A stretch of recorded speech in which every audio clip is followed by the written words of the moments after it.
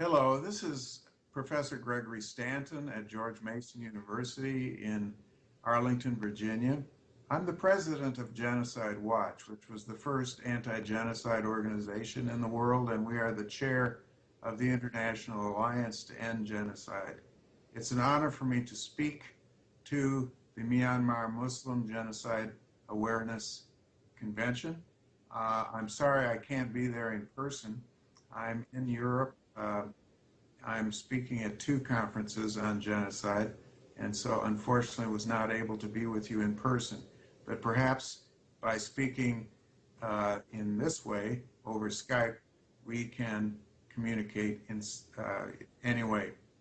I want to talk to you a little bit about some of the crimes that the Myanmar regime is committing against Muslim people in Myanmar, and has in fact been committing for many, many years. Most of the world has been unaware of these crimes. Genocide Watch first took notice of them 2 years ago and began to make noise about them, sent letters to the High Commissioner for Human Rights for the United Nations and so forth. And she, in fact, responded. I know Nabi Pillay personally, and I know she trusts our work. I don't have to explain a lot of the details to you, but let's go through some of the crimes that have been committed. First of all, let's talk about who the people are who are the victims. As you know, the Rohingya are a Muslim ethnic minority living in the northern Rakhine state in western Myanmar, and they have never been recognized as citizens of Myanmar by the Myanmar military regime. They are not considered one of the 135 legally recognized ethnic minority groups in Myanmar. In fact, the Myanmar regime has said that they are, quote, illegal immigrants from Bangladesh. But that is simply not true because they've lived in Myanmar for centuries. And Bangladesh won't accept them as its citizens. The first Rohingya people, in fact, settled in Myanmar as early as the 7th century. But the Myanmar regime maintains to this day that the Rohingya are immigrants from India and that they came under British colonial rule. That is simply a lie. And this disregard for early settlers prohibits the Rohingya from being legally recognized as a minority group in Myanmar. The result is that they are simply stripped of all rights in Myanmar. Because of this denial of legal recognition, which is a form of what we call in Genocide Watch the first step of genocide, which is classification, they lack basic legal rights. If you can classify an entire group as not belonging to your citizenship group, or as somehow being excluded from citizenship, just as Hitler, for example, took away the citizenship of Jews from Germany, then you can do anything you want with them because they don't have any rights as citizens. The Rohingya are denied fundamental human rights and freedom, and let's list some of the ways in which they're being denied their rights. First of all, they are denied any identity cards, and that makes them unable to travel and to obtain passports to enroll in higher education. Right there already you have fundamental denial of citizenship, which is a right to every person in the world to have a citizenship in a country. They've also been placed in displaced persons camps where they are held like prisoners. They're denied land and property rights and ownership, and in fact the land on which they live can be taken away at any time. They're barred from government employment. Marriage restrictions are imposed on them that are not imposed on the rest of the population of Myanmar. They're limited to 2 children per couple, and they're subject to forced labor to extortion and other coercive measures. All of these are fundamental violations of their rights. In fact, there also is widespread murder of Rohingya citizens and other Muslim citizens in Myanmar. Murder is a crime against humanity. They're under international law, not just under Myanmar law. It's also a direct violation of the rights of Rohingya children and Muslim children. Over 40,000 Rohingya children are deprived of their rights to go to school, or, for that matter, even to marry in the future, because they're blacklisted. They're refused birth registration because they're not included in family lists, and they have to be hidden during the authorities' population checks. In these IDP camps, Rohingya are subject to curfews and other restrictions on their basic freedoms. They are denied food, they're denied medicines. Every single one of these denials of the rights of the Rohingya and other Muslims in Myanmar is a fundamental violation of their rights, not only under Myanmar law, but under international law. These are crimes against humanity. Our view at Genocide Watch is that, in fact, the crimes against the Rohingya have reached the stage where they are becoming genocidal massacres. There are many Rohingya who try to escape, to flee to Bangladesh or to Malaysia in rickety boats, but they're not accorded the rights of refugees in those countries. And a lot of these boat people drown. So we are very concerned about not just the rights of other minority groups in Myanmar, because as you know, the Rohingya are not the only minority group that has been persecuted. It's a pattern. But let's talk about what needs to be done absolutely about the Rohingya.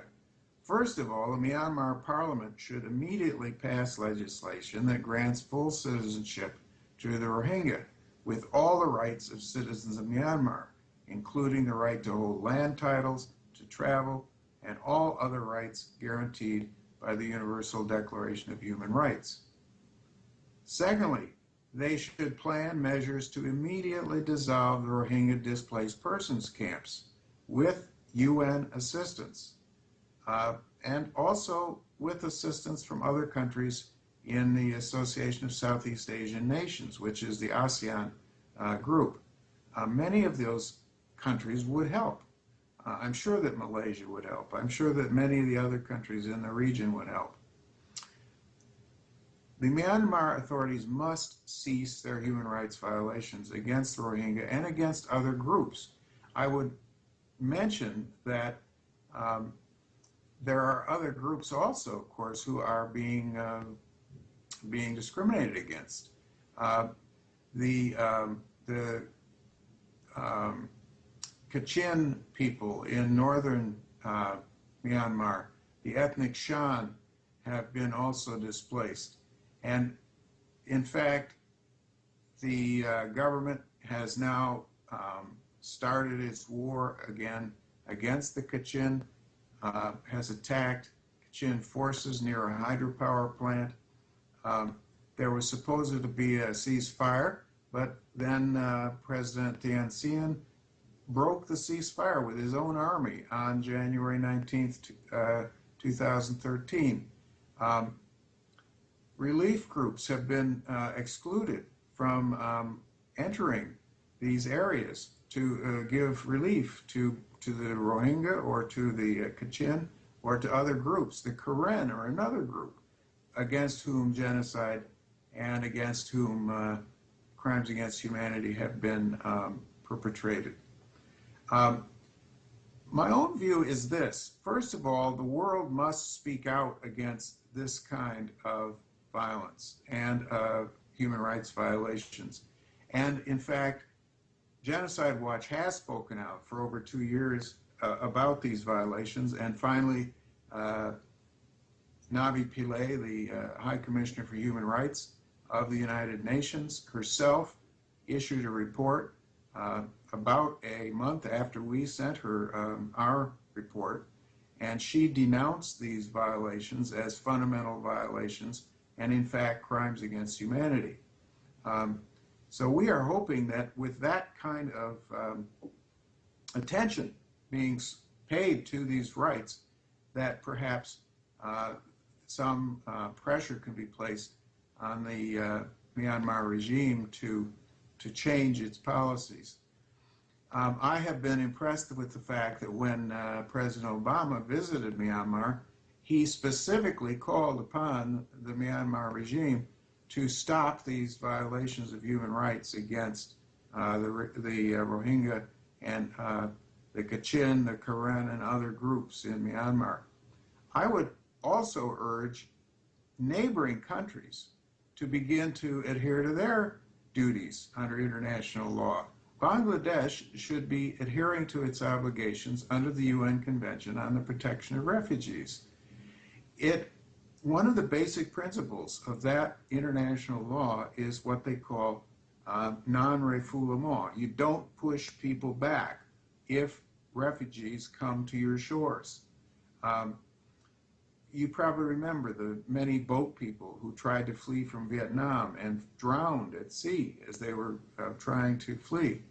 Well, when Bangladesh tries to push these boats back out to sea, people die, they drown. This is a fundamental violation of the duties of Bangladesh under international law. And other countries in the region, like Malaysia, should also be adhering to these standards. And I would call upon personally Aung San Suu Kyi. This is a Nobel Prize winner, universally respected around the world as a voice of conscience for human rights around the world, and she has said nothing about these violations. And I find that unacceptable. Aung San Suu Kyi, of all people, and after all, her father and her grandfather are heroes of the history of Burma and Myanmar. She should be speaking out and saying, no, we are a bigger country than that. We are not just Burmese. We are more than just Burmese. We include many other groups as well, including Muslims, the Kachin, including the Karen, and many other minority groups. I believe Aung San Suu Kyi has it within her consciousness to do this. I think right now she's being entirely too cautious because she's worried that the military regime will crack down on her and the democratic movement again. I don't think they will. I think they will be afraid to do so because the military regime has received so much credit for freeing her and for liberalization just in the last few years, including many economic benefits, you know, the loosening of trade embargoes and so forth. I don't think that the military regime will crack down on Aung San Suu Kyi if she speaks out about these violations of the rights of Muslims in Myanmar. So my own hope is that she will speak out and do so very soon. Your role as expatriates here in the United States and around the world as Muslims who are from Myanmar is very important because expatriates have the ability to speak out on issues that would get them arrested if they were living in Myanmar. So you must keep the pressure up. You must speak out. And believe me, if you send us statements that you want published on our website, we will publish them at Genocide Watch. And we are the most heavily read website on the subject of genocide in the world. We also get our statements around to lots of policymakers here in the US and in Europe and in other countries. So I can tell you, you will have our full support. I just ask you to have courage and to never give up. The only way in which human rights are ever defended is by relentless pressure. You can never give up because human rights are the rights of all people. If any person's human rights are taken away, then all people's human rights are threatened. And I ask you to please stand up and fight for the human rights in Myanmar. Thank you.